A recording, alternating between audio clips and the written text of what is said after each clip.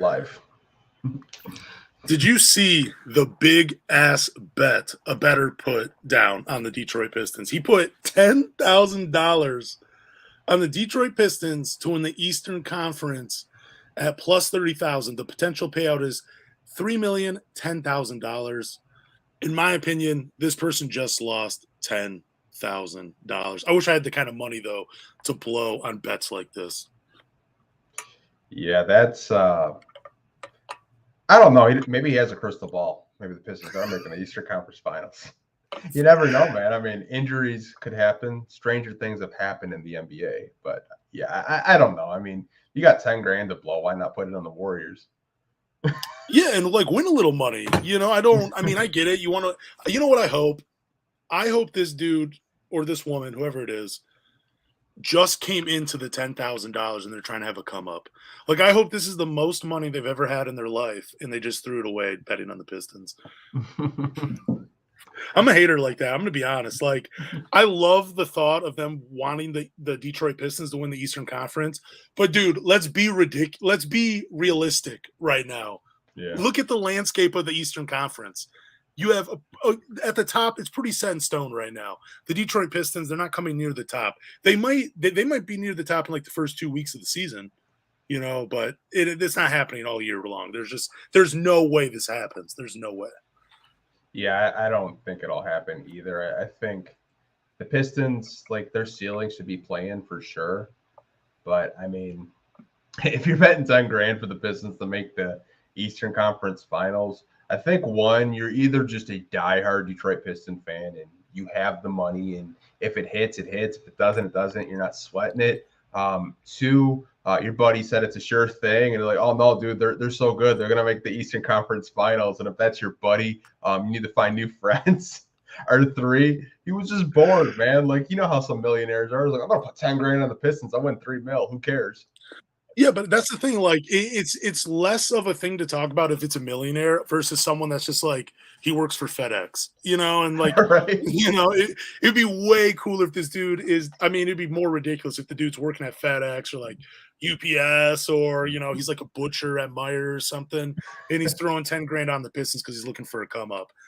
I wish they would give the names of these people that make these bets, so when they lose, we can just laugh at them and question they're, just them being humans on this planet, the decisions that they make.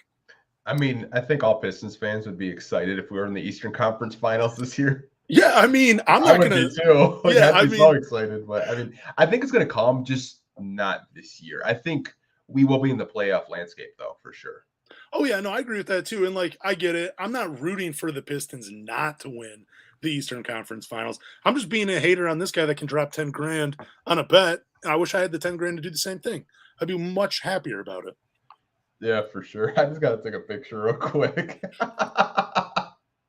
My guy Chuck Brewer in the chat is roasting Sean Murphy. Love you, Sean. All right, let me ask you this. Is it safe to say the Detroit Pistons are known for having great backcourts? I would say yes. Now, I wasn't born during the bad boy era. I'm not going to act like I was. I'm only 30. I'll be 31 in March. I was born in 92. So the only backcourt I really got to see, I don't know if you want to count it as a backcourt because Grant Hill was kind of a point forward, him and Jerry Stackhouse. They were pretty good together. Even Grant Hill and Houston, they were good for a short time.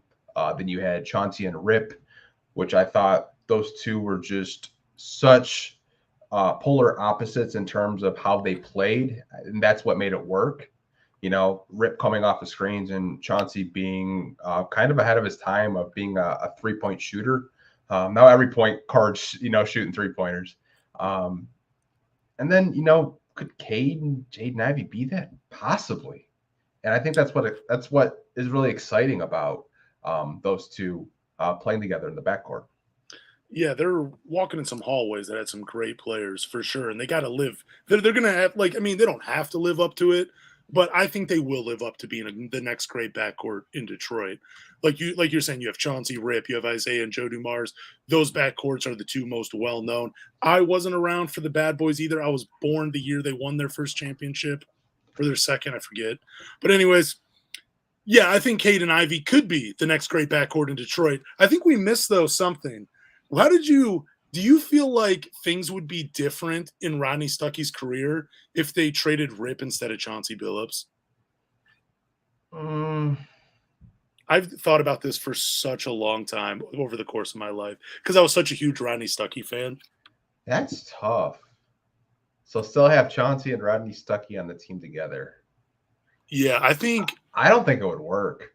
So see, here's where I think it would have, because Rodney was the scorer.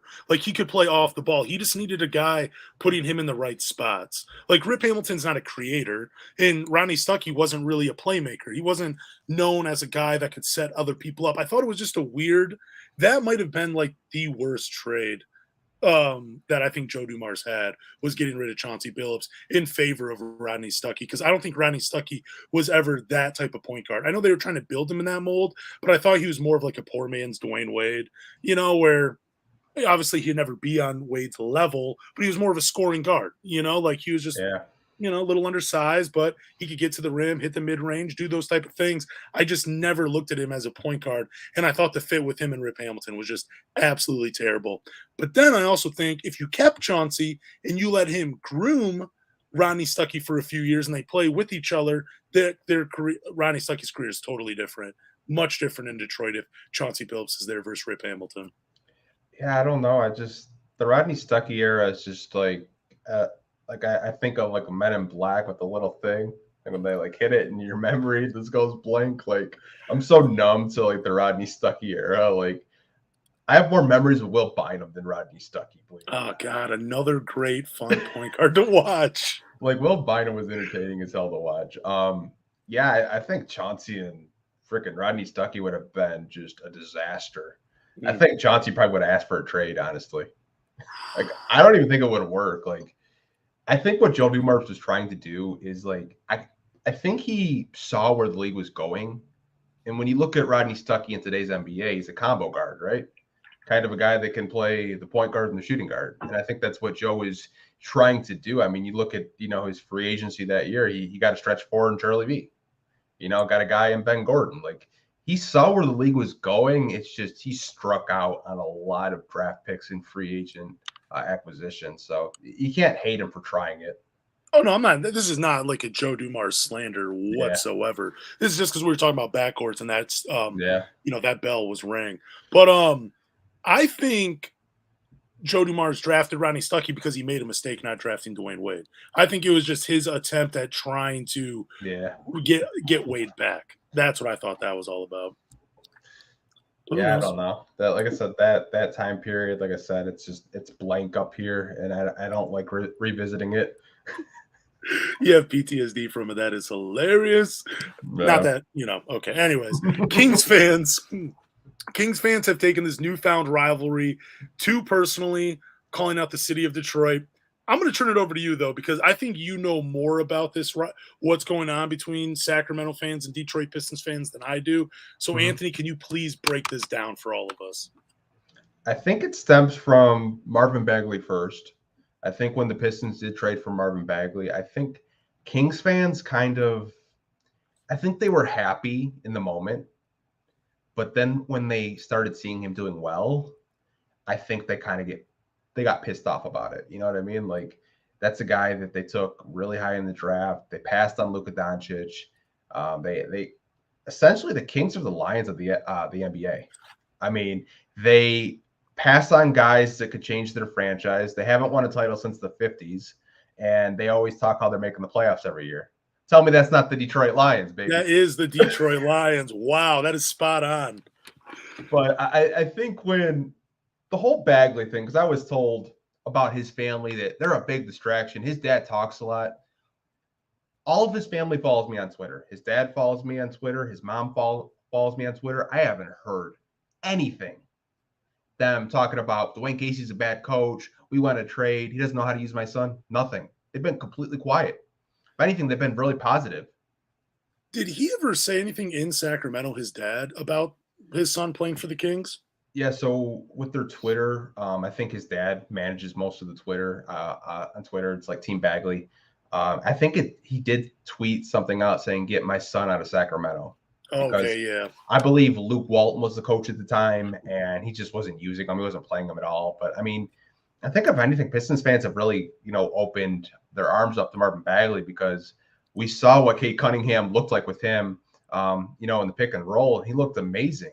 I think that's where the first part of this rivalry has stemmed from. Kings fans are trying to make it a rivalry, which is cute, by the way. I think the second thing was this upcoming draft. We heard, the Pistons are going to have to trade up to number 4 if they want Jaden Ivey. They're going to have to give us something. They're going to have to give us Jeremy Grant. We heard all those rumors that, the Kings are going to try to trade that 4 pick for, a superstar player. Didn't happen. They took Keegan Murray. Great player, by the way, Summer League MVP, back-to-back years for the Kings. Shout out to them for that. Yeah, man, you guys shine in the summer and you disappear the regular season. But hey, that's just how I feel. They have a lot to be excited about. Like, you got Keegan Murray, good player. We got Jaden Ivey, good player. There shouldn't be a debate about who's better, and then you actually make it personal, saying that Flint's a dumpster fire, Detroit's a dumpster fire, the crime rate's high, no one wants to live there. Like, they've gotten so personal about it because they've been such an irrelevant franchise for over 20 years.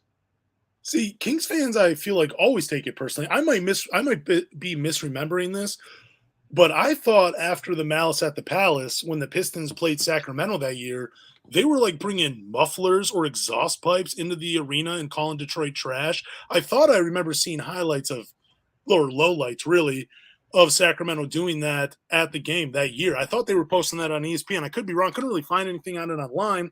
So if anybody listening wants to search that for me and send it to me, feel free. But I really thought Sacramento has always had this weird – they've always taken shots at Detroit over the years. Like, I always feel like Sacramento's done that. And I don't know why Sacramento has done that. I will say this about their roster. This is probably the most complete roster they've had over 20 years.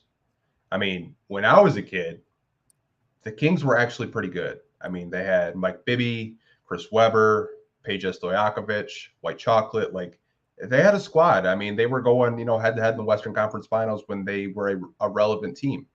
But they, like I said, they're basically the Detroit Lions of the NBA. I mean, they have really bad ownership.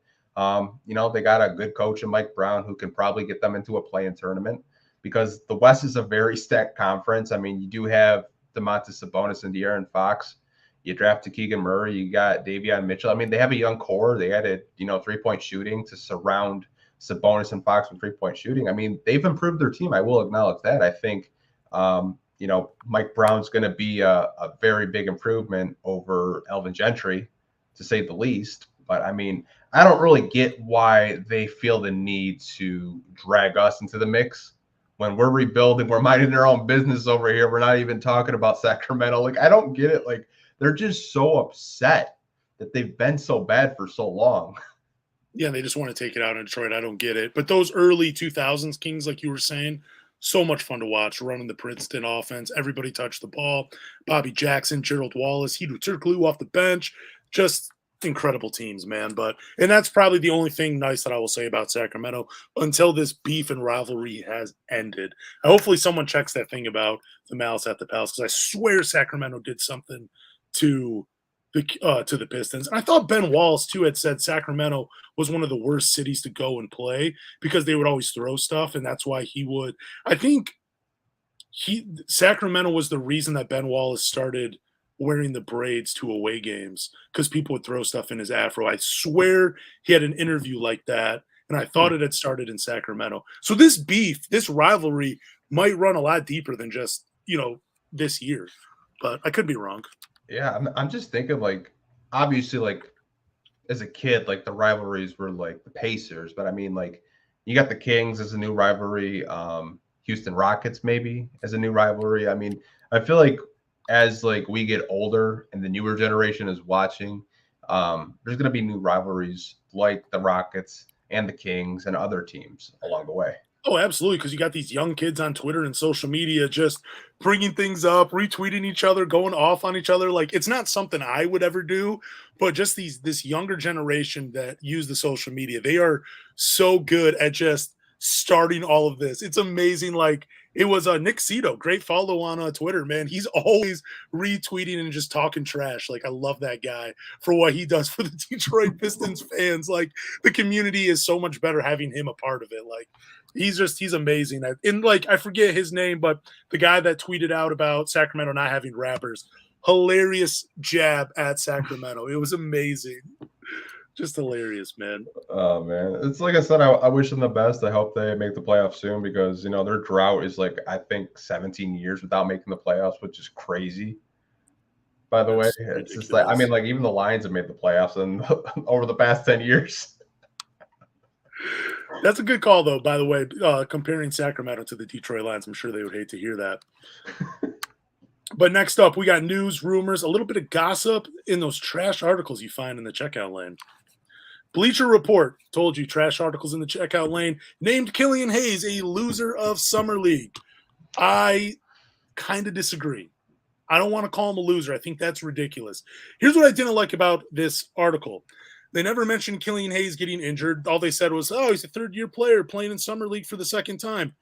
I don't even think he had a Summer League when he came in because we had the whole pandemic going on. So that's a dumb reason to call him a loser. I didn't like that they called him a loser because he played in one Summer League game. He only played in one Summer League game this offseason. Yeah. Only one. He didn't play in anyone. He played in one. Give him a break. And, and we know that he went and worked with the French national team. So, like, he was putting in work other places, though. And the other reason I didn't like this article because they called him a loser, they didn't mention his injuries. He had injuries his rookie year. If you are going to talk about Killian Hayes and call him a loser, you got to tell the whole story. And those injuries are a part of his career. Those are part of his story. You have to mention that. And then again, going back to the one game in Summer League, he only played one. And, I think they said something about it was like a disappointing game one. For all we know, Troy Weaver and Dwayne Casey watched him play and thought, you know what? Pull him back. We like what we saw. So do you think it's fair to call Killian Hayes a loser? No, and it's such a Bleacher Report article. And if you guys, you read the Detroit news, you read the Detroit Free Press, you get pretty good coverage with the articles, from, locally. Bleacher Report, when they do talk about the Pistons, it's usually in a negative fashion. And it's just like, it gets to the point, like when you're like reading these articles, you're just like, okay, how is he a loser? Because he played one game. And in that one game that he did play, I don't think he looked bad. I thought he looked really sharp. I thought he made really crisp passes. I thought he looked very confident. Now, he didn't score a whole lot. He only put up, I think, like 4 or 5 shot attempts during that whole thing. But, like, to call him a loser, I just don't understand that. It's just like he played well. Yeah, he played one game. He didn't play all 5. Yeah, he's a loser? Really? It made no sense either because, like, I think in that one game he had 7 points, 4 rebounds, 4 assists, and I think like 2 steals and 6 fouls. He was aggressive. Like, my only complaint about that one Summer League game is he only took 4 shots. Like, it's Summer League. It doesn't matter. You should go out there, let that thing go as many times as you possibly can. Like, we know you can pass the ball. We know you can play defense. We know all that, but go out there and just show us a little bit more. That's the only complaint I had was him not shooting the ball enough. But I don't think it's fair to call him a loser because he only played in one game and only had 7 points. And then they tried to highlight that 4 of his points came from goaltends. Okay, that's part of basketball. Who cares how he scores? At least he got the baskets. That's all that matters. Doesn't matter how he got them. Like I said, sometimes when I see Bleacher Report, I'll read it. And then I look at it and it's negative. And I'm like, you know what? Like I'm taking a break from Bleacher Report. I don't need them, doing crap like that where like they're highlighting a player or a team as losers because it's not up to their expectations. They're not, winning 40 plus games or they're not putting up 10 plus assists or playing in all 5 games in a summer league. It was an unnecessary jab at a player that obviously, like you said, has injury history with his hip and then his thumb this year. Like I said, I just thought it was when you sent that in the prep and I read the article, I'm like, I know it's a Bleacher Report article. I already know. I didn't even see it was Bleacher Report, and I knew it was a Bleacher Report article. I was like, yeah, it's got to be Bleacher Report all day. So you kind of already answered it, but I'm just going to ask you again, just in case we got new viewers watching. They're just joining for the moment. Were you disappointed in Killian Hayes' performance over Summer League? No, not at all. I feel like the Oklahoma City game when it was like kind of like the battle of the tanks when we're trying to lose and we couldn't, and he dropped 26 points. I feel like that game kind of awakened of like what he could possibly be. And I know it's against, lesser competition because OKC's team at that time was a bunch of G League players from the OKC Blue probably. But I feel like that's what kind of awakened his aggressiveness. Like we saw him be really aggressive during that game. I mean, I think he put up like 15 or 20 shots in that game, and he was really aggressive. I feel like I've kind of seen that, like watching the summer league game, that aggressiveness is still there. And I think it was kind of like a teaching moment for him for like, okay, I got to be aggressive now. I can pass it later. I wasn't disappointed with him at all because I saw that same aggression that I saw at the end of the season carry over into the summer league. And to me, that's progress. Yeah, and that's why I wasn't disappointed at all either. I remember watching it and just thinking he looks aggressive, like he's dribbling with his right hand a little bit. He's getting to his spots if he has any. Like he just looked like he looked more of a like a competent player, Mm-hmm. And I agree with you too. That Oklahoma City game, I really do think that awoken something up in him where he's like, all right, cool, like maybe there was like a little doubt in his mind, like he wasn't good enough to be in the NBA. And maybe he was thinking, maybe I need to go to the G League because a lot of us were saying that last year. But then he dominated against the G League, and he's like, "All right, cool. I'm too good to be here. I just got to figure out how to do this against actual NBA competition." But who knows? There was I was in a Spaces the other night, and they were talking about Killian Hayes, and someone had asked this question, and I apologize for not sending it to you earlier, but they had said, do you see any similarities between Killian Hayes' time in Detroit and Marvin Bagley's time in Sacramento? Like, do you see any similarities between those or any parallels or anything? I think the only parallel you could say is Killian and Marvin were both high lottery picks, and fans expect more out of them. Now, in terms of Marvin Bagley, when you pass on a guy like a Luka Doncic, or I believe Trey Young was still around like that. I think Yep. he was around there. There's expectations with being that high of a pick, being the second overall pick. Now, Killian was a seventh overall pick. I mean, if you want to use that parallel, sure, that's debatable. But I think just because you get picked high doesn't mean you can't be a really good sixth man. Doesn't mean you're not part of this core or the future. I think he's very important to the Detroit Pistons core and future. Going back to that Kings question, I just, like I said, there's parallels, but I don't like see it as like an exact like Yeah. comparison, if you know what I'm saying. Yeah, and I think they were more hinting at like, well, Marvin Bagley was in a bad situation in Sacramento. Killian Hayes, he's in a bad situation in Detroit. I don't think Killian Hayes is in a bad situation in Detroit. I think he's in a perfect situation because he's still only 20 years old. He has Cade Cunningham. He has Jaden Ivey. He doesn't have to be the guy right away. There's less pressure on him in Detroit than there was Marvin Bagley in Sacramento because he was the seventh pick and also the people that are around him that can take that pressure off. Yeah, and I think some Pistons fans did gas up Killian a lot because you have to remember that was during the COVID year, Yep. and a lot of fans were just absolutely starving for any kind of basketball content, whether it was a highlight of the gym and him dunking, him like looking like really muscular. I mean, a lot of people saw his frame and Halliburton's frame, and they're like, "Yeah, give me Killian all day." But I mean, Tyrese Halliburton's a hell of a player, and I think some people look at the Pistons passing on Halliburton and like, "Hey, why can't you be like that? Why can't you shoot league average from three? Why can't you take it to the cup? Why can't you be like a Halliburton?" And I think that's what gets lost in the Killian. Was he a wasted pick? Was he a bust at 7? I don't think he is. I think we won't really know what he is for another probably 2 to 3 years.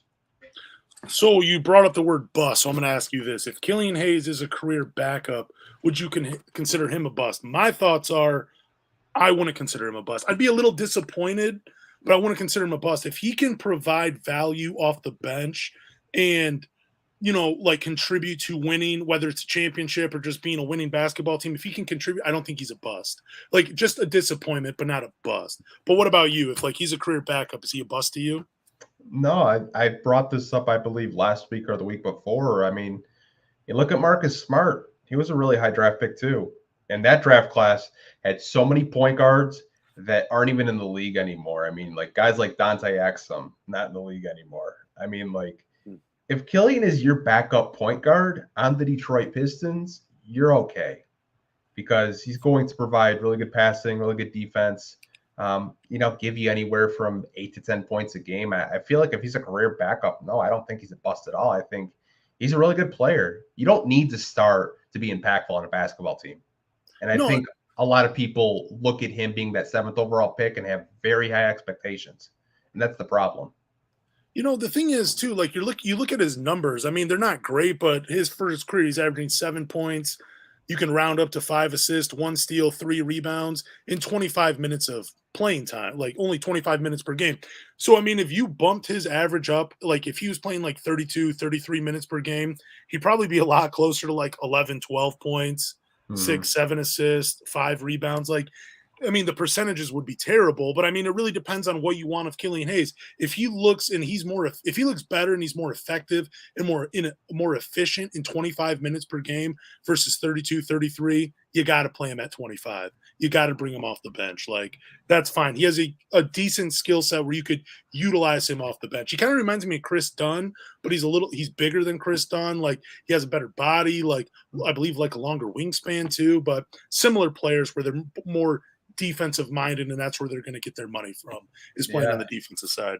I mean, I see some Lonzo Ball similarities in Killian Hayes too. I mean, I think people forget like Lonzo was a terrible shooter coming into his rookie season, but I mean, he got better, he's progressed. He's a hell of a defender too and a hell of a passer. And if you're telling me that Killian Hayes is similar to Lonzo Ball, I think a lot of fans would be happy with that. I mean, even Rajon Rondo to an extent. I mean, he's not the best shooter, but he was a hell of a passer during his career. Still is. If you're bringing it off the bench, I think the Pistons are in good shape.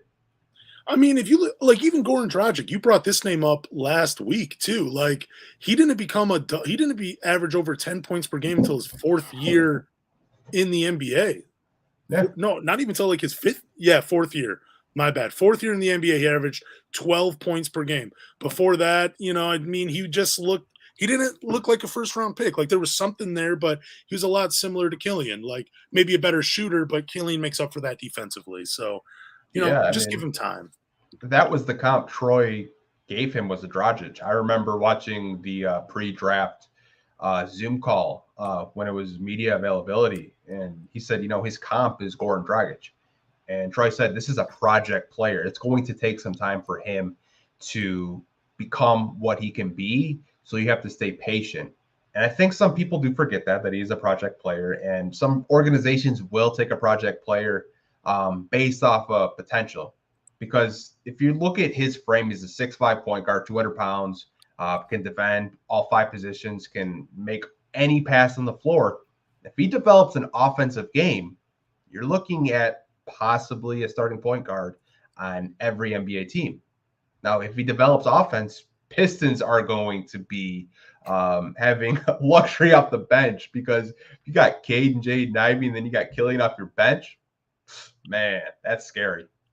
If you had to place a bet right now out of these 3 players being the 6th man for the Pistons, who would you put your money on? Marvin Bagley, Isaiah Livers, or Killian Hayes?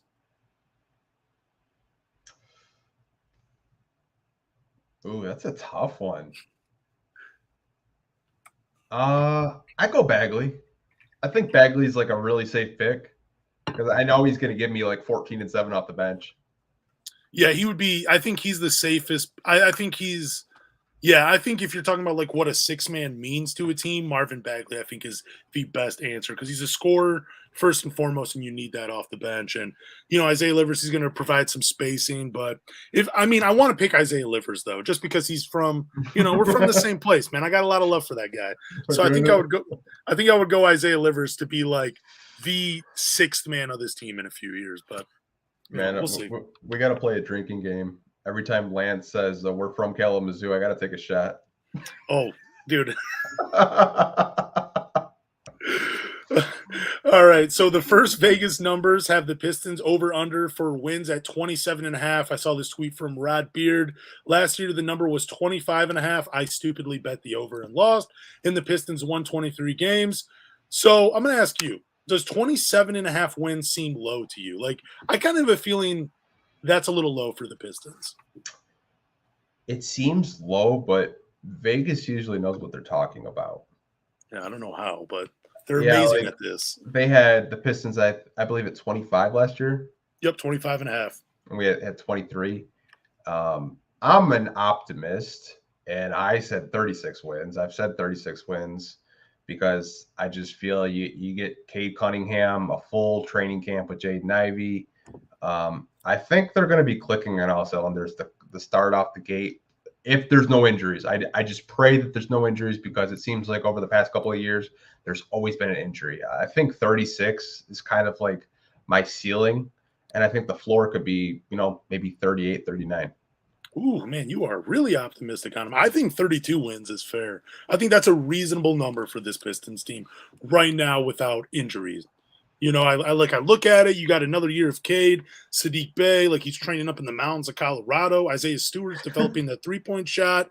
Marvin Bagley's motivated. Killian Hayes, Isaiah Livers, like Alec Burke. Like you got a squad. Like it looks pretty good. So I think 27.5. Based on what I think is going to happen this year, I think it's kind of low, but I'm glad they put the number at that because it's favorable for people that want to bet. But I think 32, 33 wins, that is a reasonable number for this year's Detroit Pistons.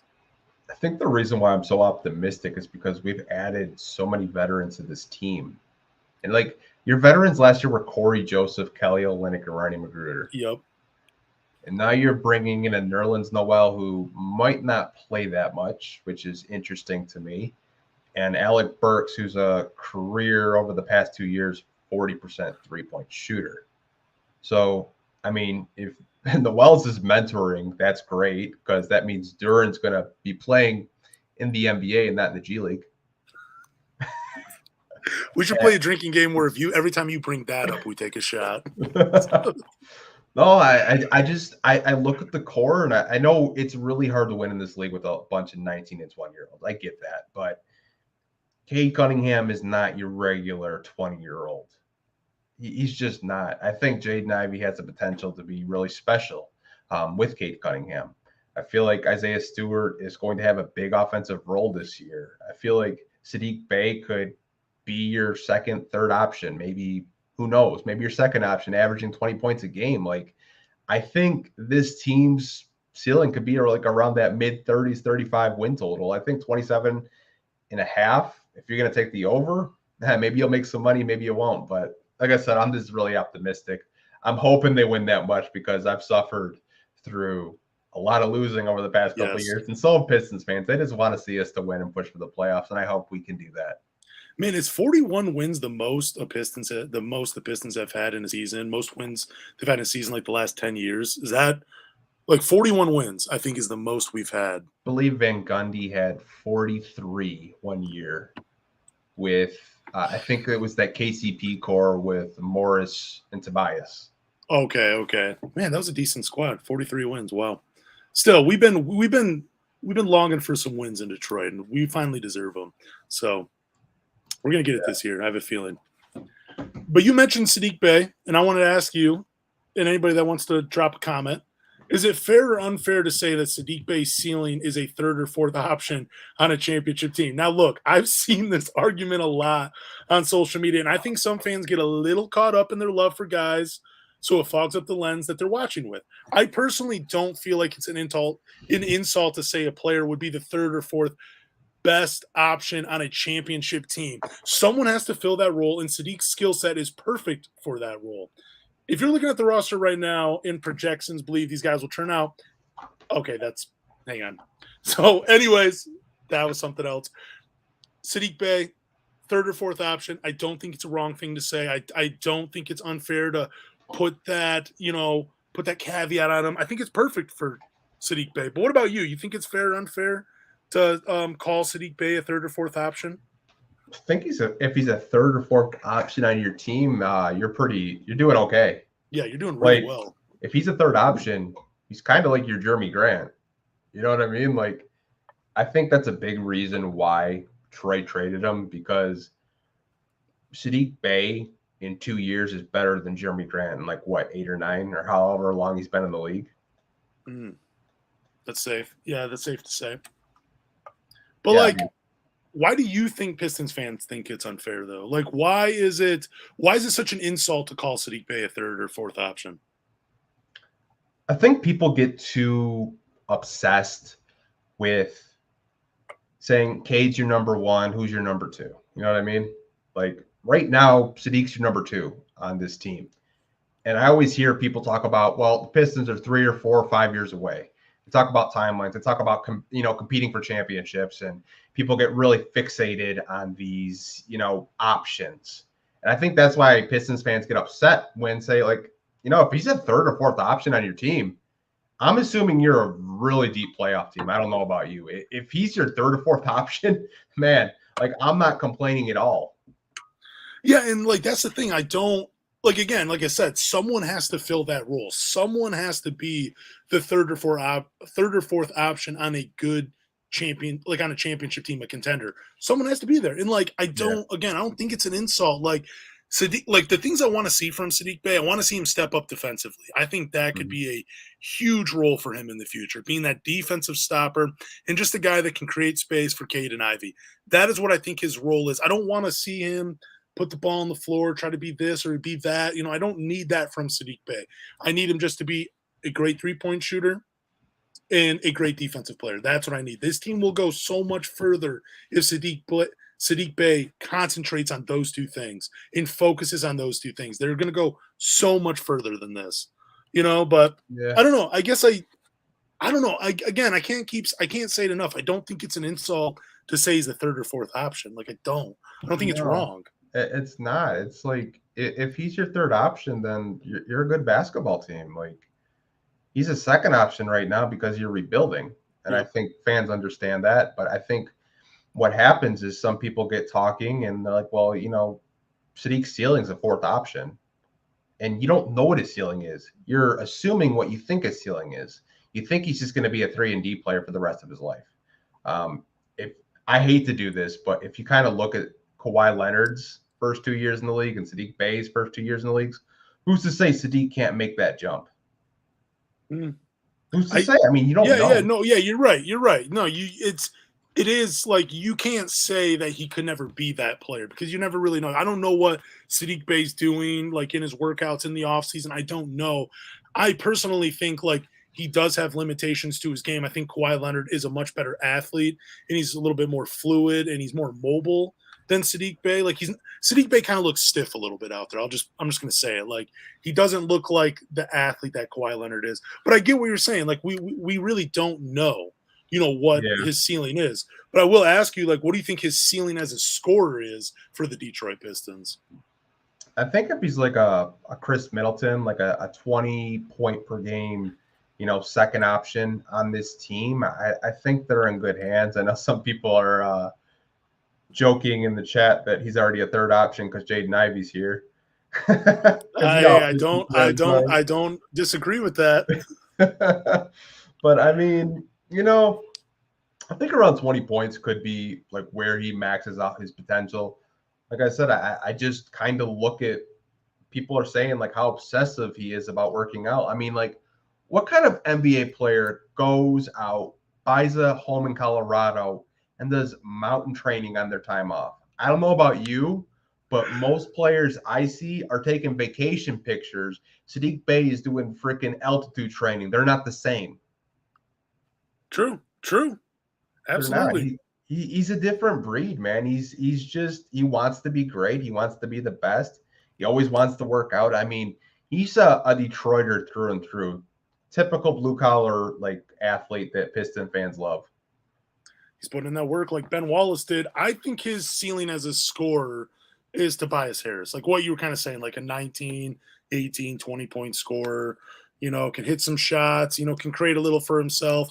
The only difference is, and why I like Saddiq Bey more than Tobias Harris, he plays defense. But we're just only talking about the scoring part. So I think that could be his ceiling. Like, an almost all-star. Like, you kind of watch him play, and you're like, I mean, if he had a larger role, what could he do? But he's better in this role. I think Tobias Harris, I think that's a fair comparison, and I think that's a fair scoring ceiling for him. But I like that you go on, my bad. No, you go on. No, I was just going to change the topic real quick because you brought up Jaden Ivey, and you're talking about people that are watching this right now saying that Saddiq Bey is already third option. And I was going to say, like, do you see a world where Jaden Ivey takes a backseat to Saddiq Bey? I know we're kind of going down that timeline rabbit hole that I hate doing because it's so you're just guessing on everything. If Jaden Ivey is the player that we think he's going to be, I know some people have said he's the next Dwayne Wade. I will not go that far. I've heard Victor Oladipo, which like Victor Oladipo before injuries was the man. I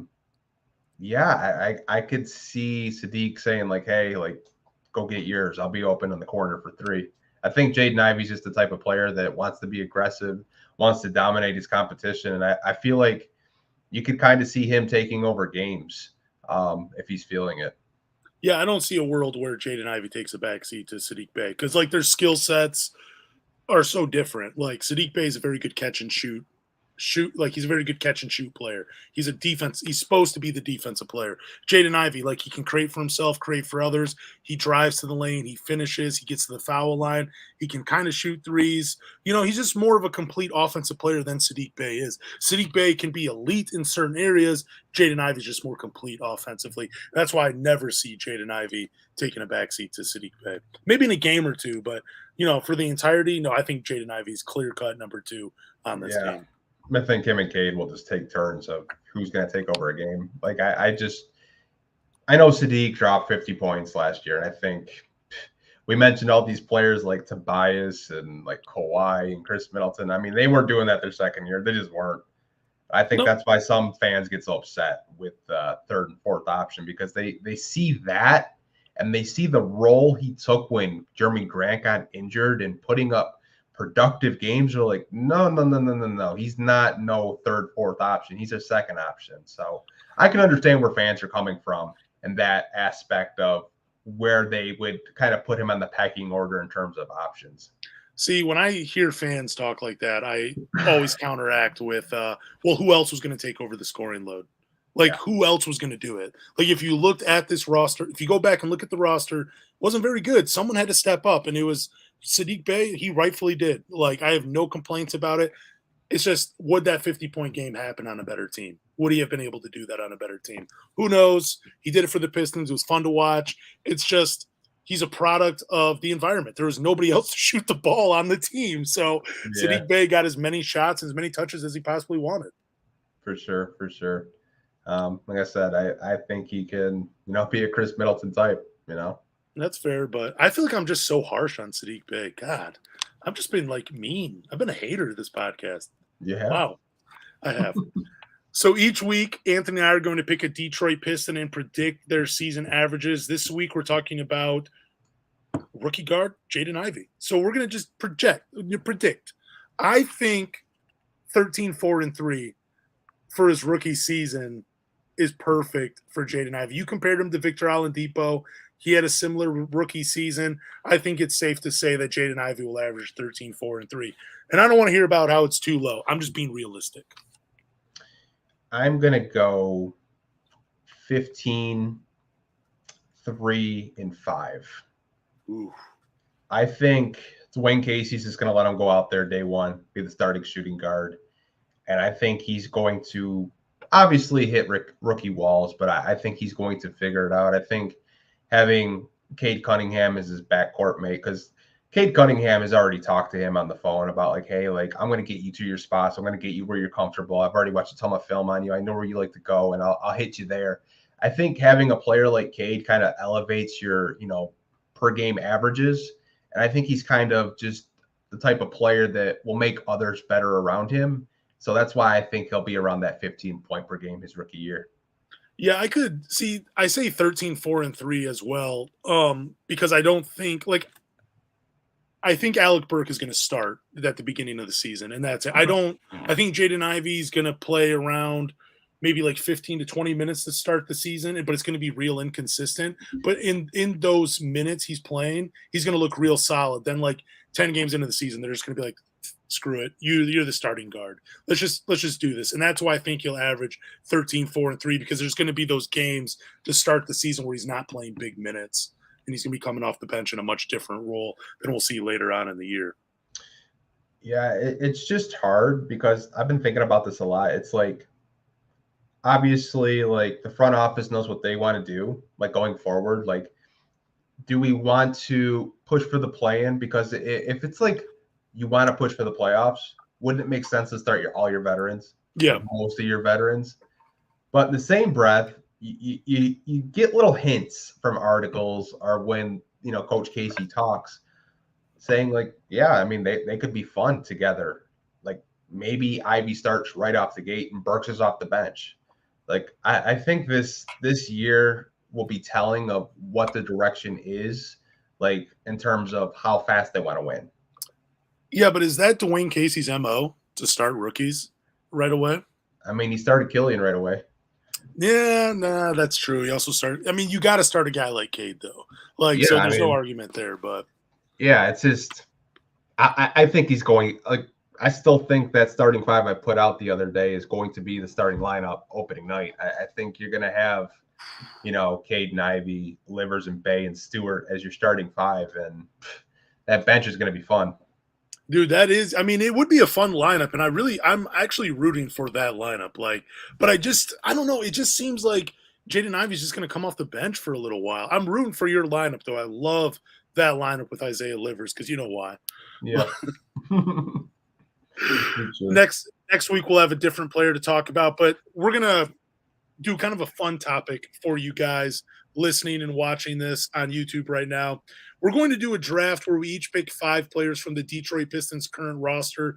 Then we're going to ask the listeners whose team would win in a scrimmage. I stole this idea from Reddit. Anthony, how do you want to pick who gets to go first on this? We will flip this Sekou Demboya rookie card that I have on my desk for some reason because I actually cleaned. So if it's face up, you go. If it's face down, I go first. Let's see. It is face up. You go first. Oh, we already know who I'm taking, man. I'm taking Corey Joseph. I'm taking Cade Cunningham. I got to take Cade Cunningham. Like, okay. I would be a fool not to. Yeah. Use that card as a coaster. No, I actually kind of have like a little Pistons. I know I'm like answering the chat, but I have like this Cade Cunningham bobblehead that oh shit, almost broke him. Dude, wow. Take that from him. Take that from him. Whew, okay, he's good. He's good. Don't need you ended up like Blake Griffin, breaking your leg and shit. No, I don't use Sekou as a coaster. I just have him next to Cade with all my Pistons memorabilia. I'm going to take Ivy. Ooh, okay. Wow. I thought you'd go Saddiq Bey to start it off. I'm actually going to go Saddiq Bey, though. I have to. Okay. I am going to go Jalen Duren. Ooh, man, you're going young. You are going. Okay, then I'm going. I got to take my boy, Isaiah Livers. I will counter your boy with Hamidou Diallo. Ooh. I'm also writing these down because it's a lot of fun for me. I am going. Man, I'm going Isaiah Stewart, man. I have to, man. I love Isaiah Stewart. I love what he's bringing, and I can't have him. Like, I mean, man, he's the 7th pick out of our Pistons fantasy draft. Yeah, for sure. I am going to go Alec Burks. That was my next guy. So what is your thought process now that we only have 2 picks left? Like, are you going small ball? Are you just trying to play fast? Like, what are you trying to do with your team? I'm not telling you. No, I just want to know. We only got 1 more pick left. Like, I mean, are you – it kind of feels like you're trying to play fast. You're trying to – yeah. That's what you're trying to do to my – you have the athletes on the team. I do not have the athletes. No. I just realized that. Wow. And now I'm on the board. Yep. What direction am I trying to go here? Cade, Saddiq, Isaiah Livers, Isaiah Stewart? Do I pull one? Do I pull a surprise? I'm looking at the roster right now. Cheater. And yeah, no, I mean I have to. Come on. I'm not even looking at anything. Does Kemba Walker count? No, I'm just kidding. You know what? I'm gonna go kind of tall. I'm gonna go Marvin Bagley in that lineup as well. Gives me I don't have a lob threat for Cade, and now I do. All right, so I got my backcourt's Ivy and Burks. I got Hamadou at my 3. I got Duren at my 5, so I need a 4. I think I'm going to go Kelly Olynyk. I knew it. I wrote that down. So now that we're done drafting, like, what was your thought process through it all? Just best player available. Okay. Yeah, my team's fast and athletic, but like the only shooter is Burks and Olynyk. Yeah, you do have some great athletes though.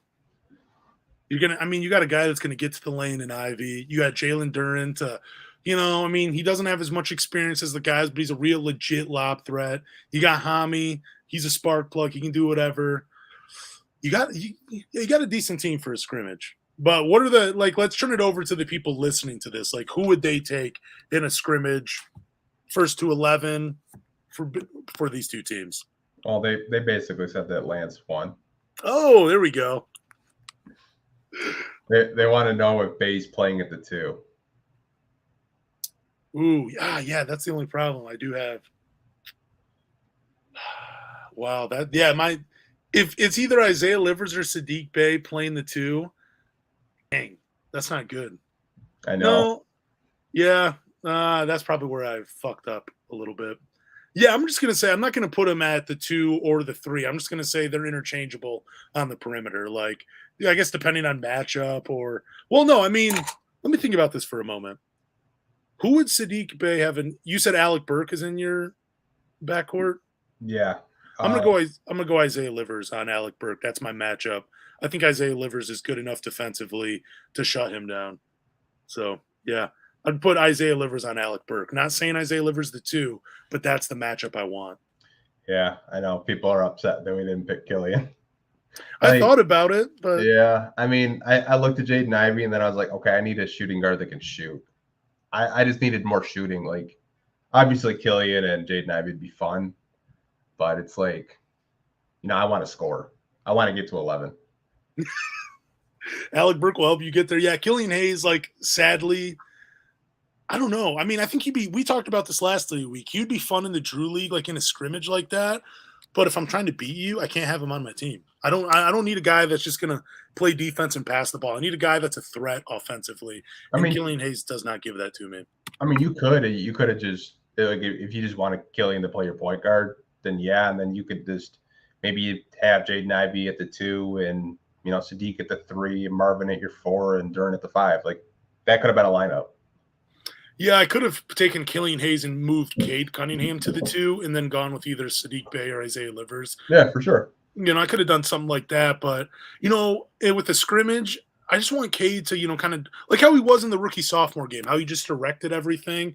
He didn't have like I don't believe he had a huge scoring night, but he just did enough for his team to win. Like, he was the guy to lead that team in the victory. And I think he'd do the same thing in this scrimmage. I mean, I wasn't using my computer. It's just off the top of my head. So okay. Here, the Pistons roster I found. They have Marvin Bagley, Saddiq Bey, Buddy Boeheim, Alec Burke, Cade, Hami, Jalen. They have Carson Edwards, Luka Garza, Frank Jackson. Who else I have on this team? Jamarco Pickett, Gabriel Procida. They have all these guys that aren't on the team anymore. Yeah, they haven't updated it. I mean, like, I know we're going off topic, but someone's just like, well, it was a mistake letting Garza go, right? I was like, he's going to play in the G League. I was like, you do realize Portland doesn't have a G League team, right? Oh. They're one of the 2 teams, like Portland and Phoenix, they don't have a G League team.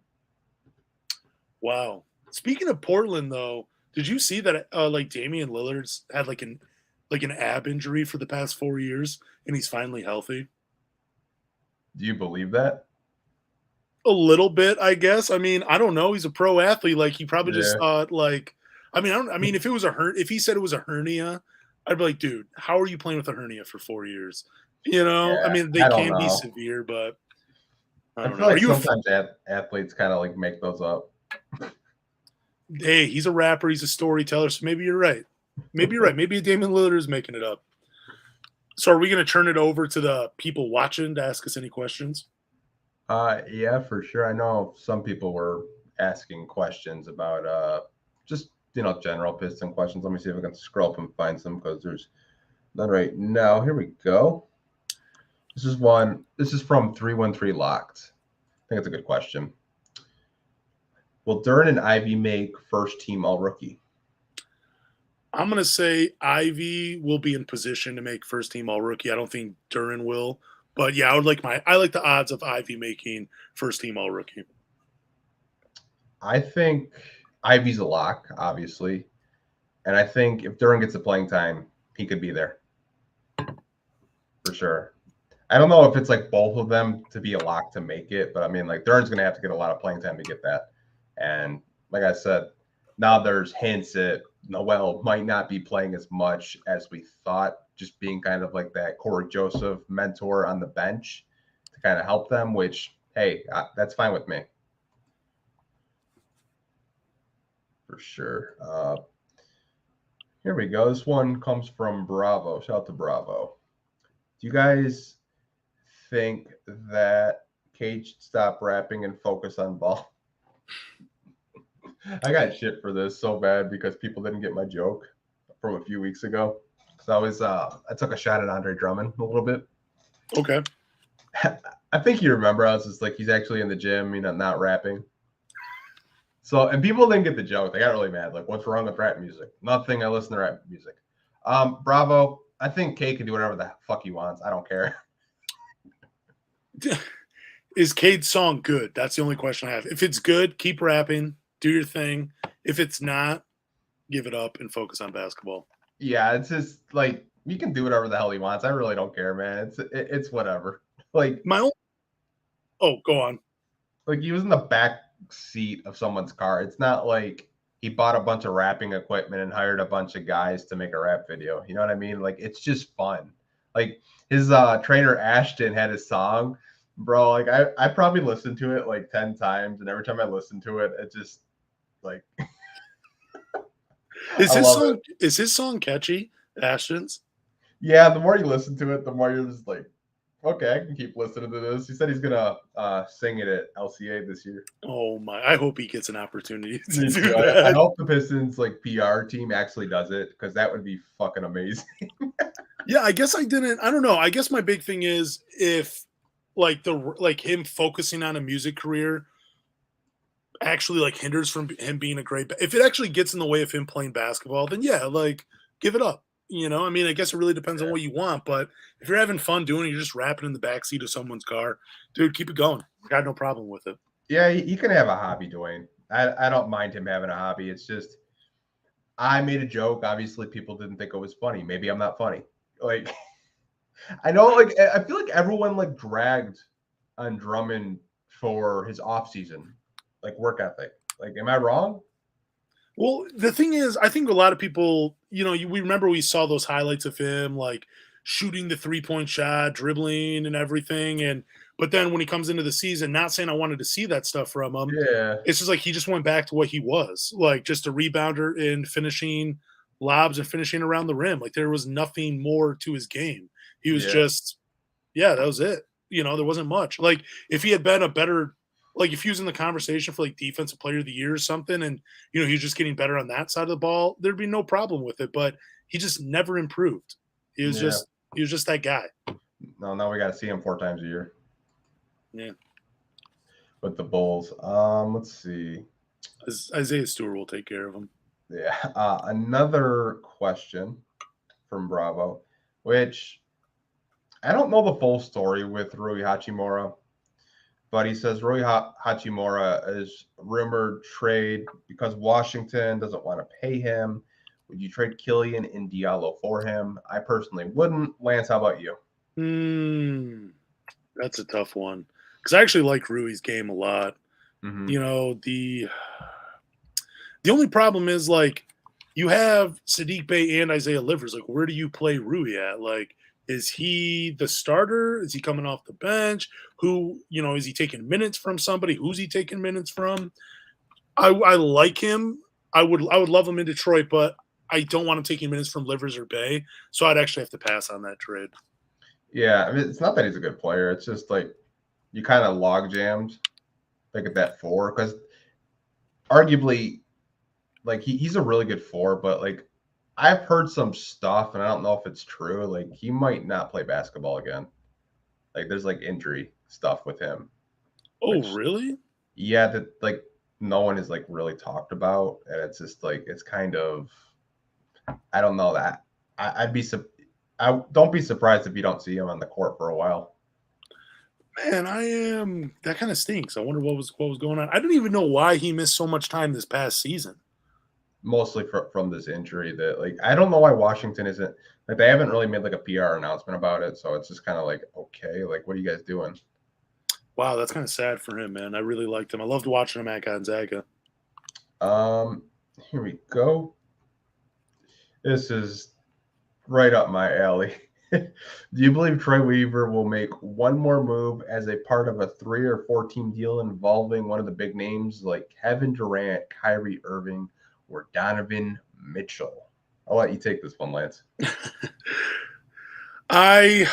I had to rank the 3 players, like what trade do I see him most involved with, like the best odds of him being involved in a trade, I would say Donovan Mitchell because he's rumored to go to New York. Troy Weaver's obviously made a couple of trades with New York already. They seem to be have an open line of communication between each other. So I think if you were to bet or if you had to give odds to what trade Troy Weaver and the Pistons would be involved with, I would say Donovan Mitchell. I don't really see what they would do with KD or Kyrie Irving. But again, I guess it depends on what team they're going to. Instead of me dancing around this question, I'm going to go ahead and say, no, I don't see one more move as part of a 3 or 4 team dealing involving one of these names. I don't see it happening. I think the only way it happens is if the Pistons get nothing back and they just get draft picks.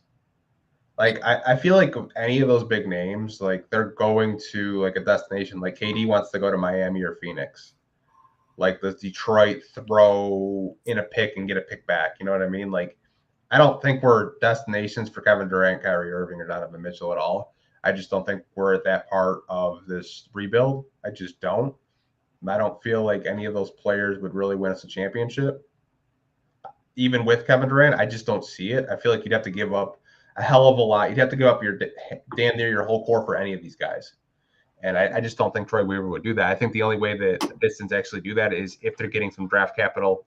Maybe there's a young guy that they want to involve in this trade and they do that. But I mean, other than that, I don't really see the Pistons getting involved in these blockbuster trades. Do you think basketball fans would make fun of KD for going to Miami and following in LeBron James' footprint? Well, I think they already are.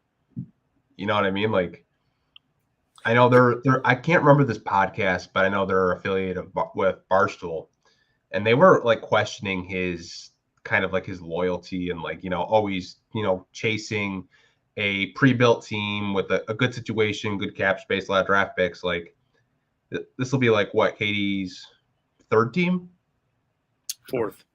Yeah, that's. When you get into that territory, you're just going to be called a ring chaser, whether you want to agree with it or not. You just are. I mean, like the Warriors won this year, and this is probably the Warriors' worst roster they've had out of all their championship years. Like they still had Steph Curry and Draymond Green and Klay Thompson, but I mean, like that was probably their worst roster out of all the championships they've won. Do you have we ever seen a superstar like Kevin Durant where they've bounced around so many times?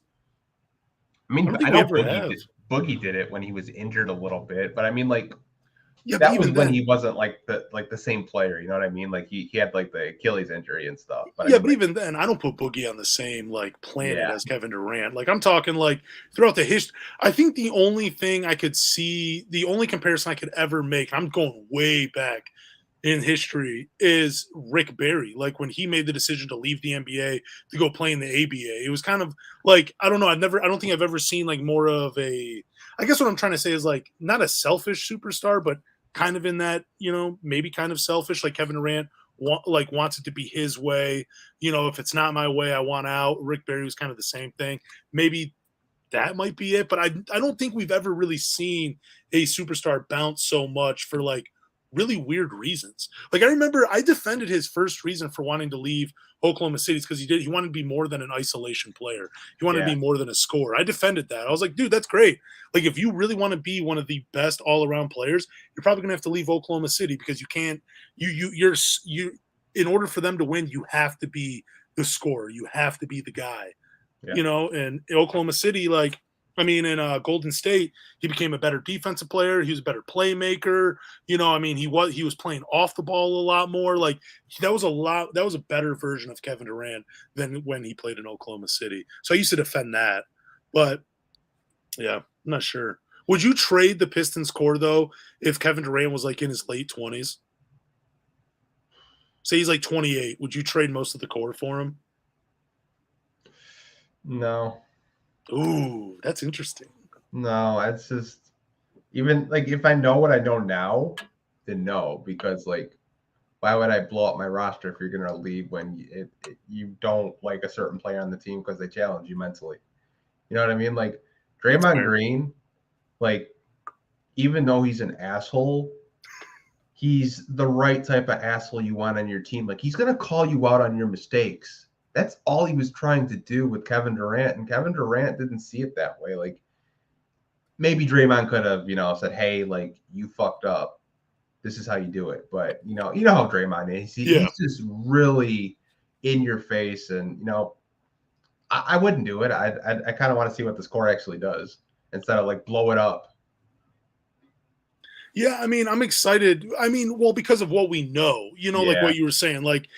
But if we're going back and, the Pistons have Cade, Ivey, Saddiq Bey, all these, they have their exact core, and you're getting a 28-year-old Kevin Durant for a couple of these guys, it would be pretty hard to pass that up, to be honest. Like if I didn't know, if he's going to bounce, and then, maybe my answer would be different. But like what I know now, probably not. Well, I think too, though, it depends on how many, like if you want 3 finals appearances for your team, like you're like, dude, look, championships is all we care about. We don't care about the core. We don't care about the future. We care about winning now. Yeah. Like you might do it. And if you only get 3 years of KD at his absolute peak and, it's him and Cade and they're, they might win a championship or go to like 3 finals appearances and all you have to do is trade Saddiq Bey and a couple of these other guys. I think a lot of fans might do it. Yeah. It's just, that's such a, like an LA way to win. Like, look what the Lakers did. Like the Lakers don't have a first-round draft pick for 5 years. Like think about that, and they're screwed. That was one thing too I never understood. Like if I was LeBron James and I'm in Cleveland, I would just say, look, I want to win, but like, look, just compare LeBron James' situation in Cleveland to Cade Cunningham's in Detroit. Cade Cunningham more patient. He's all about the rebuild. He knows that he trusts Troy Weaver. He trusts Dwayne Casey. He's like, hey, look, I can give this a few years. LeBron, like since he came in, was like, dude, I need to be around veterans, other all-stars. He never gave it the time of day to let young players come in and develop around him. He probably would have had a lot more success in Cleveland if he had. I never understood why teams wanted to get rid of young players. Like you got to wait a year for them to like, you just got to get past that rookie year and then they can contribute more. But look at the Warriors. They had Moses Moody playing some minutes, Jonathan Kuminga playing some minutes, and they won the championship. Yeah, I know we were talking about Rui Hachimura a little while ago, and shout out to Brian Scotch, I'm probably butchering his last name, but I know he used to listen to his brother Matt every day on Locked On Pistons, so shout out to those guys over there. He said, didn't Rui miss the beginning of last season because of a bad case of pink eye than the mental health stuff? I believe you're right. I think I'm confusing him with another NBA player. It was mental health. Yeah, I do want to give you credit on that, Brian. It was mental health. I'm thinking of somebody else on Washington. Can't think of their name right now, but it was mental health. So I do hope he does get better. Yeah, because Rui was like, he was in Japan for a while too, like during the season. Like he didn't come back to the United States. And I thought that was part of the story. Maybe I'm wrong, but yeah, Rui, he's definitely gone through some stuff. And like you said, man, I hope the best for him. Yeah, for sure. Brian also said Chris Paul bounced around a lot too. He's right. Oh yeah, no, that's a great. Yeah, that's true too. Wow. We got a weird era of basketball that we had to go through. I want to get back to where guys stay on one team. That's what I want to get back to. That's why I love Reggie Miller. I love Dirk. I love Kobe. Those guys, they just made it. They win or lose, they were with their teams. I loved that. Yeah, it's just like, I don't know. Like, a lot of people are agreeing with me about the KD stuff. Like, they would want no parts of him, even if he was 28. Like, yeah, but you made a great point. Like, we already know how KD's career has played out up until this point. But I think, and we can't ever do this, but if you were able to go back to that time with this core, I think a lot of fans that are agreeing with you would be like, "Hey, the guy with the beard makes a lot of sense." I should say the bigger beard because you have one too. So yeah, I'll probably shave it off. Yeah, Westbrook. They mentioned Westbrook still bouncing. Yeah, you're right. I mean, the Lakers are trying everything to trade Westbrook. Well, maybe I guess I was more trying to say, like, have we? Man, what am I trying to say? Not just the bouncing around part, but like the reasons why they're bouncing around. Like KD is just, I don't know. He's kind of like a crybaby toddler. Like, things aren't going my way. Let's change schools. Okay. Yeah. Tough it out, man. Honestly. Now, this is such a question for Lance, and I know he's going to gush over it. Would you say Livers was a steal? Oh, dude, James, 100%. Like, that guy, man, I love Isaiah Livers. Dude. I cannot say that enough. And I don't want you to take any shots, so I'm not going to say where he's from and where we're from. But anyways, yeah, Isaiah Livers, he's probably the biggest steal of Troy Weaver's career so far as the Detroit Pistons GM. Like, it's amazing. He was a first-round talent they found at 40 in the 40s. Like, it's amazing. He's definitely a steal. Yeah, I think if you look at him and the way he played at the end of the last year, he should have been a first-round talent if he didn't get injured. Like, honestly, I honestly believe that. Like, he would have been like a late first round on a championship level team, because he's just your typical like 3-and-D type of player that championship teams love. And in the summer league, man, I liked what I saw, man. Talking shit, hitting those 3-pointers, talking shit to everybody, blocking shots. Like, really loved what I saw from Isaiah Livers, and I think he's going to be a player on this team that contributes at a high level. Dude, yeah, Shane Battier, bro. That's what I'm telling you, man. Get used to it. Oh, I forgot to tell you. So we did do a poll on YouTube, and no one agreed with me. They called me a fucking dumbass. I agreed with you, though. It was like 88-12. I was just like, man, I think Dylan Brooks. And then someone was just like, no, you guys are both wrong. He doesn't compare to anybody. He's Isaiah Livers. He's him. Dude, like, all right. What the fuck does that mean? I don't know. Dude, that is just hilarious. Wow, that's hilarious. Oh, my God. This is another question for you, man. I feel like does anyone feel that Braxton Key should be on the NBA roster? Dude, that's a question for you, too. Aren't you a Braxton Key fan? Because, dude, Isaiah Livers, number 1, Braxton Key, probably number 2 or 3 on guys that I'm just rooting for. Yeah, Braxton Key should definitely be on an NBA roster. The only, complaint I have about his game, he's not that strong of a finisher. Like, he looks to lay it in instead of dunk it. That's my only complaint. But he's good in his role. I like what Braxton Key brings to a team. Yeah, I'm still heartbroken because I was really high on I can't remember his name. He was a 2-way last year. Jamarco Pickett. Yeah, I had so much stake in Jamarco Pickett, man. Like, I thought he was just gonna make the roster and just have an impact. Like, dude, I really did. When he had his game where I think he had 3 or 4 threes, something like that in one game, people were just like, look, I remember on Reddit, I believe it was on Reddit, he's potentially the future starter. He might be an all-star. I'm like, dude, just relax. Just relax. He had a couple threes. That's all he did. Yeah, I know. Tony J says Braxton Key can be the next Anthony Tolliver. That's interesting, actually.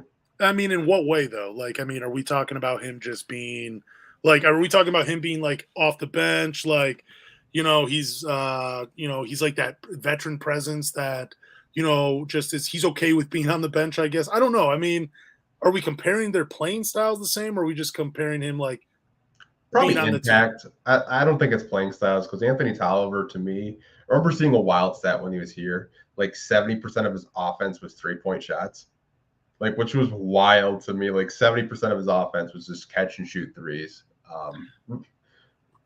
Dude, I got to interview Anthony Tolliver on a other podcast a little, like probably about almost 3 years ago. Dude, he might have been like one of the most boring NBA players I've ever had the privilege of talking to. He's such a nice guy. He is. He's really nice. But I remember we asked him a question. We're like, yeah, you're playing at Creighton. Like, what was like, was there any talk about you going to the NBA? He's like, dude, they didn't talk about me for nothing. And that's all he said. I'm like, dude, what the heck? Like, give us something like, like we were talking about him like going undrafted. We asked him about Tim Duncan. He had nothing to say about Tim Duncan. There's just a lot. I thought he would give us more. So Brian has a very interesting question. I'd love to know what you think about this one. What is under the purview of Arn Tellem for this team? Every time I think I know, they hire someone to take on, like they did with the Barlstein hire. What does Arn do? Arn, he was the agent, right, for a long time? Yeah, he was a very powerful sports agent for a long time. Maybe he's just there to help out with contracts negotiations. Maybe Troy Weaver just needs a guy to like be another second pair of eyes on the contracts. And, can I make this trade happen? Like what are some other, and maybe he knows more loopholes to the trades where he can, maybe do something where you can get a little bit more, maybe like a trade you don't think you can happen. Arn Tellem comes in. He's like, well, if you just did this, this, and this, you can make that trade happen. Cause they made a trade with the Knicks where they got, Kemba Walker and Jalen Duran back and they didn't have to get rid of anybody. Yeah. Like Brian, to your question, I don't know what he does. I remember when they fired Van Gundy, there was talk about him being the next GM of the team because I thought that's what he wanted to do is because, he was an agent. I think his role, I don't know his role off the top of my head. I feel like it's like vice president of something. I don't really know what he does, but I think having an agent of his status in the front office is a privilege, to say the least, because like he has connections probably with all of those agents. His son's an agent now. We drafted one of his son's second-round picks. We will not name him on this podcast, but I don't know. It's such an interesting question. I'd love to know what he does too. So he is technically, his role is vice chairman of the Detroit Pistons. Okay. And he, from 2009 to 2010, this is a weird fact about him. He wrote a semi-weekly sports column for the Huffington Post. I know he was a really powerful sports agent. He had some of the top end talent of all four leagues. Like it was absolutely insane of just the type of talent that he could get. But I really don't know. Do you know what his claim to fame is in the NBA as an agent? What? I'm just going to read it from the Wikipedia page. In 1996, Tellem made his mark as an NBA agent by circumventing that year's pro draft to maneuver 18-year-old Kobe Bryant to the Los Angeles Lakers. Basically, I kept teams from picking Kobe by not giving their coaches access to him. I knew teams would be reluctant to take a chance on high school without first talking to him and working him out. So yeah, he's the guy that basically made sure Kobe got to the Los Angeles Lakers. He's powerful. So Tony J says he's an executive advisor. It's a confusing title. No, so he just advises and collects a check. Cool. I like doing that too. So yeah, it's a great role. He's a consultant. Yeah, he says he was instrumental in the move from, I think that's Ann Arbor to Detroit. Just since then, not sure what he did. Assumed he was on the business side, but then hired Barlstein to do that. Yeah, I wish I knew more, Brian. Honestly, do I don't have those connections to anyone that would know that. But that's really interesting. I feel like Tom Gores and him are really good buddies, and they just drink on the plane and they shoot the shit. So AH is Auburn Hills, though, right? I believe Ann Arbor to Detroit. For sure. Yeah, it's just I've always I'm trying to think who else was in the front office, and I was just like, dude, why is he here? He doesn't do crap. Oh, Jeff Bauer. I don't Remember know when who Jeff that is. Bauer was here with Stan Van Gundy? Jeff Bauer. He's a basketball coach. Who is this No, guy? he was the GM under Stan Van Gundy. Oh, general manager. Van Detroit. Gundy Yep. had, I believe he had head of basketball operations, was basically a GM, right?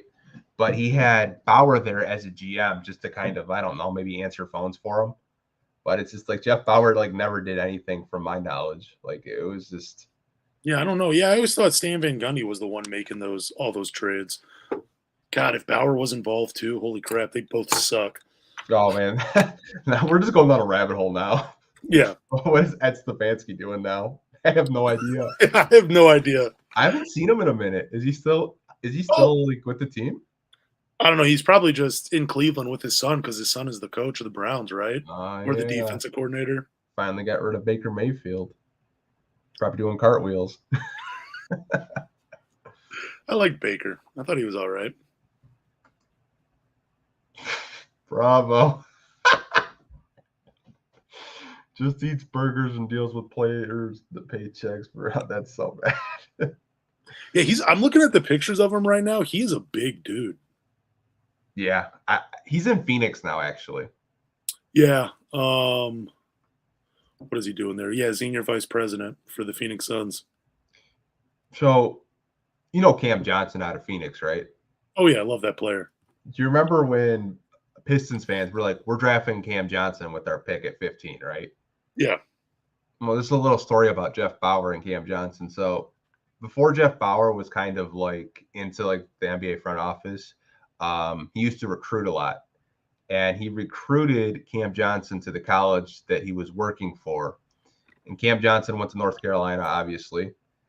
And Jeff Bauer decides just to freaking take a gamble on him and draft him. I feel like Phoenix had a really high draft pick that year. It might have been like top 10. And I remember Pistons fans were just like so distraught that year. And then we got Sekou. And then they were like, oh, we got a steal. But I mean, I feel like most Pistons fans would like Cam Johnson right now. Oh, I would love Cam Johnson. Yeah, he was pick number 11 in the 2019 NBA draft. So wait a minute. Jeff Bauer is trying to recruit Cam Johnson to go play at Marist College? Yeah. And then obviously Cam Johnson, he was such a good player at North Carolina that, you know, he goes like 11th in the draft, and he's a key piece for the Suns right now. So, I mean, man, that draft was just that was a weird draft. I think Cam Johnson, too, was a homeschool player. I believe so. I'm not 100% sure on that. Yeah, so my friend, if you guys remember, the guy that played against Isaiah Livers and told him he had a chance at Kalamazoo Valley Community College, he, like Cam Johnson's his favorite player just because they were both homeschool basketball players. But I don't know why I just shared that. But, yeah, Cam Johnson was the homeschool player. He would talk about that kid so much in my barber chair. It was ridiculous. Dude, he's so good. I love Cam Johnson, man. Yeah, me too. I know we're going down a rabbit hole, and we're just kind of like putting salt in the wound for a lot of Pistons fans, and I absolutely love that. The Ron in 99 says SPG is a perfect example why you don't have one guy as a coach and a GM. Dude, you're 100% right. You're so right. I mean, like, I feel like the only good example of that was Greg Popovich. And I think some people forget he actually did that for a while. Oh, yeah. He was the GM, too, before they drafted David Robinson, I believe. Or was he the GM? I don't even remember when he became the coach, but I could be getting that wrong. I just always imagine Stan Van Gundy just being like they're at practice, and there's a player who's like, yeah, I'm not going to run that play. And he's like, all right, you're gone. You're traded. There you go. You're out. Yeah. That's what I always felt like. Stan Van Gundy took everything so personally. He's like, man, Tobias Harris, really good player, but you know what? He didn't want to go to dinner with the team the other night. Get him out of Detroit. That's what I felt like. That's how I envisioned Stan Van Gundy as a GM of the Detroit Pistons. All right, man. Brian's got all the good questions tonight, man. Shout out to you, Brian. This is gonna make me think. What does the next phase of the rebuild begin? And is Dwayne Casey the right man for that phase? If not, whom? So we talked about this a little bit. I think the rebuild is over. Before they got Jaden Ivey and Duran in this draft, I thought, they're going to tank one. They're going to try to play for another top 5 pick because, like I've said before, next year's draft class is supposed to be much better than this year's draft class. Mm-hmm. But now that they drafted Ivy and Duran, they have Cade in place, Saddiq Bey, Stewart, all those other guys. I think the rebuild is over. They're going to be competing for the play-in. And I think Dwayne Casey has 2 more years, like legit 2 more years to prove it, to see if he can win with this team. I don't think he would be able to. And I don't know who the next coach will be. I kind of have a feeling it's going to be who was the coach that just had an interview earlier this year? He came from Boston.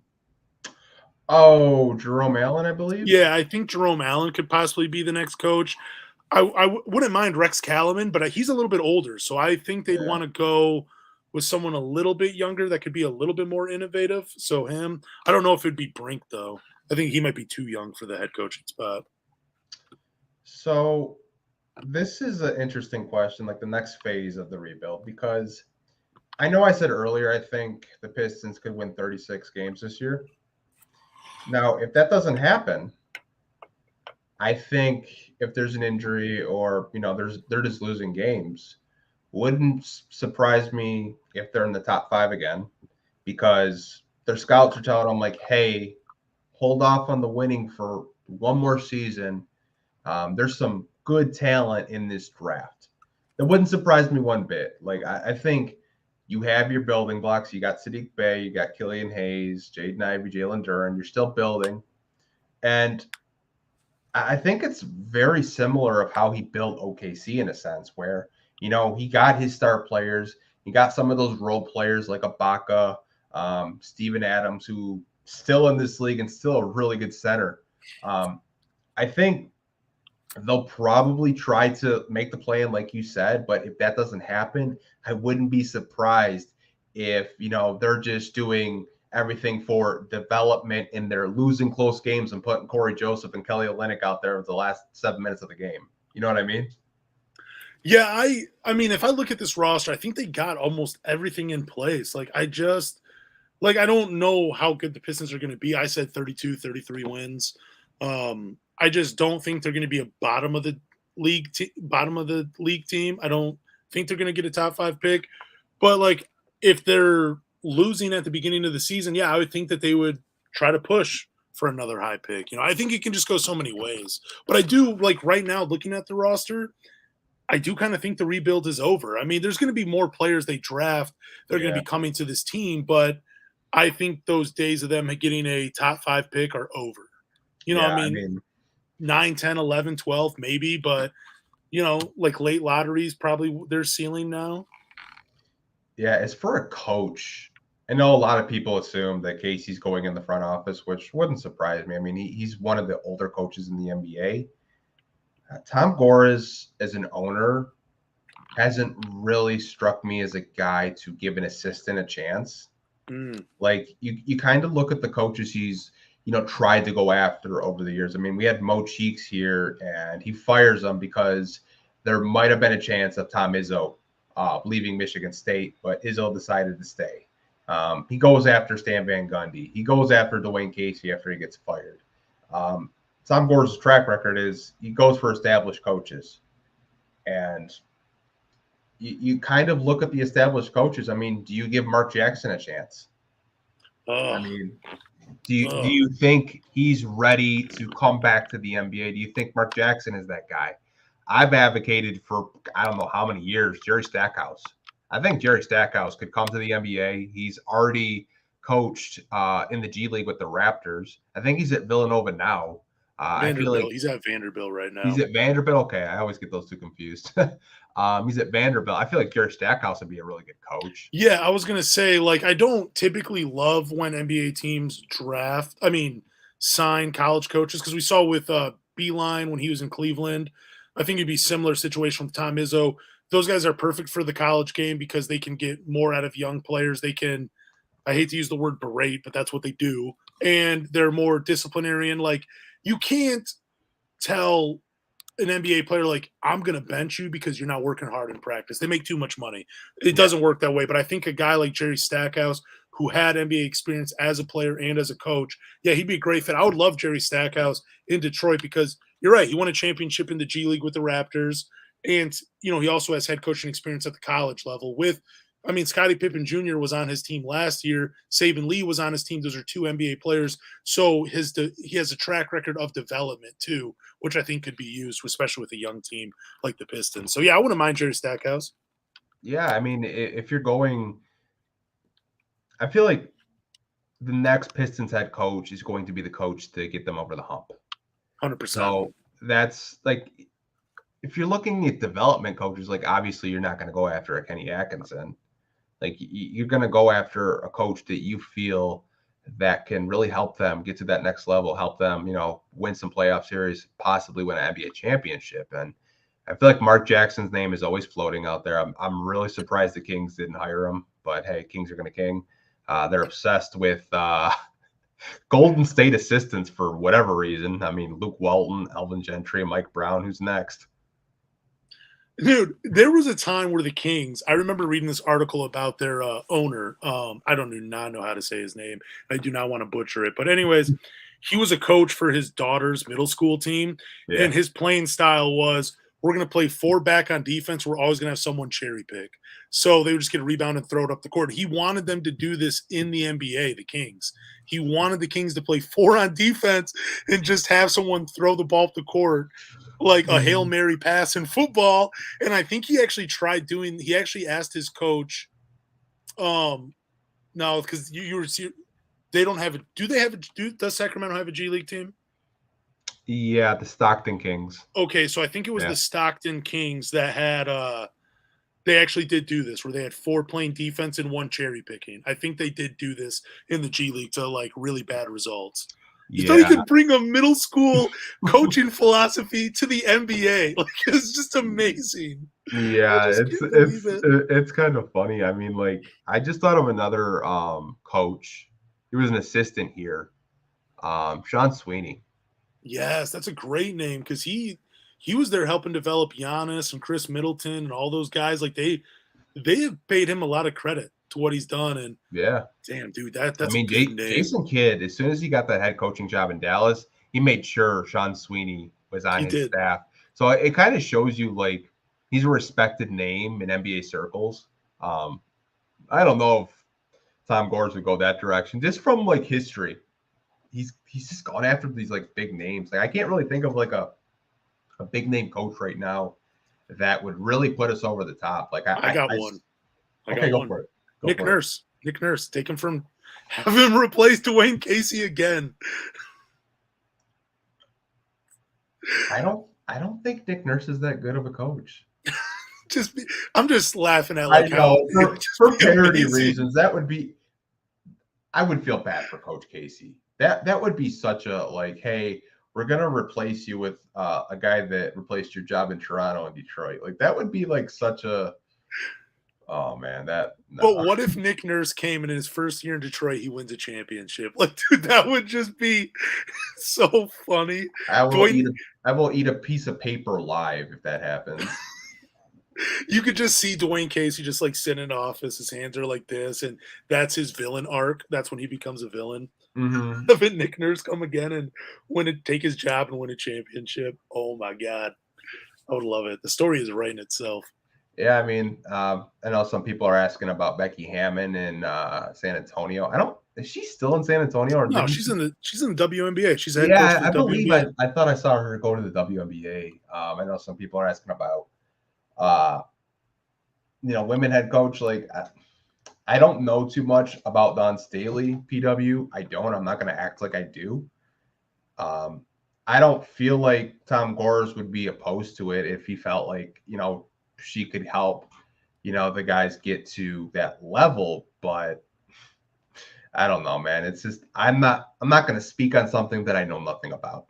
Yeah, I have no idea who Dawn Staley is. And that is, I feel like I should. So I won't make a comment on that. I mean, I just really want the best coach possible Yeah. for this team. Who's ever going to get the most out of Cade, Ivy, and all these guys?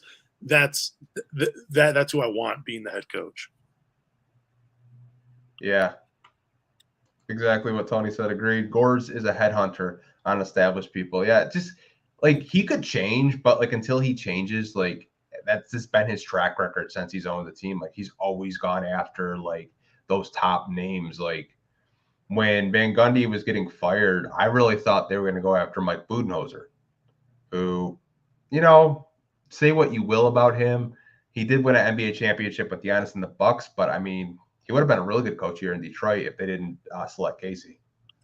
Let's just pray for Eric Spoelstra being the next head coach. Ooh, don't do that to me. Don't do that to me, Juwan Howard.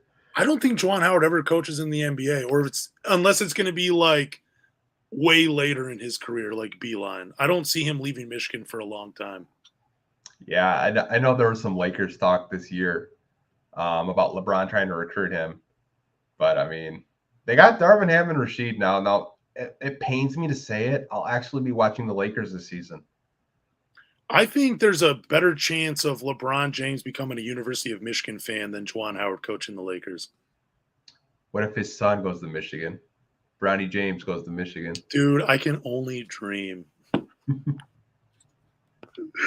I know he won't. He'll probably go to Ohio State or Duke or something like that. Hey, you never know, though, because LeBron does have a relationship with Juwan Howard from their time in Miami. Yeah. Isaiah Livers has spoken real highly of Juwan Howard, especially recently because Juwan Howard brought more of an NBA offense and a defense scheme to Michigan. So who knows? If you're a top recruit, maybe, or if you're like Bronny James and, you might need a little bit more development, you go to the University of Michigan and get some NBA coaching from Juwan Howard.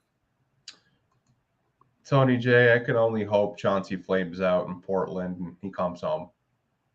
I would love Chauncey Billups as the next head coach of the Detroit Pistons. I got to see a couple more years of him coaching before I comment on that. I just think he's gonna have a really good year in Portland. I think, Dame being healthy, now they have Jeremy Grant. They drafted Shadon Sharp. Hopefully he turns out into a good NBA player. But wasn't Chauncey Billups like coaching philosophy, like going back to the post and not shooting so many threes? I'm not sure. I don't want to comment on that because I don't want to look like an idiot. I don't know. Maybe I'm wrong. I don't know. Yeah, I mean, I know Rasheed was an assistant here during the Drummond era. And I found an old clip of him because Drummond dunked on Cartier Martin, former Piston. And Rasheed literally had that whole bench standing up, jumping up and down because Drummond dunked on Cartier Martin really hard. I was just bro, Rasheed, I can already see him in the NBA on the Lakers bench. If LeBron dunks it or Westbrook dunks it or Anthony Davis does something crazy, that whole bench is going to be wild. Dude, he's going to hype people up for sure. I hope he does his dance in the circle when the players are around him like he used to do in Detroit. Yeah. What do you think, speaking of Cartier Martin, what do you think was the last team he played for before he retired? Atlanta? The Detroit Pistons. He came from Atlanta then, right? Yeah, I believe so. Let me check this. Yep. Oh, Atlanta and Chicago. Dude, I remember there was an article about him saying how Van Gundy shouldn't have gave him more time because he was a good player. And I remember watching him in the preseason and how bad he was. He was good in 2K. I'd go off on him, but he's just there's nothing great about his game. He was a strong rebounder, I guess, but not really. Yeah, I mean, I know some of the questions have died off, and we've been on for almost an hour and 40 minutes.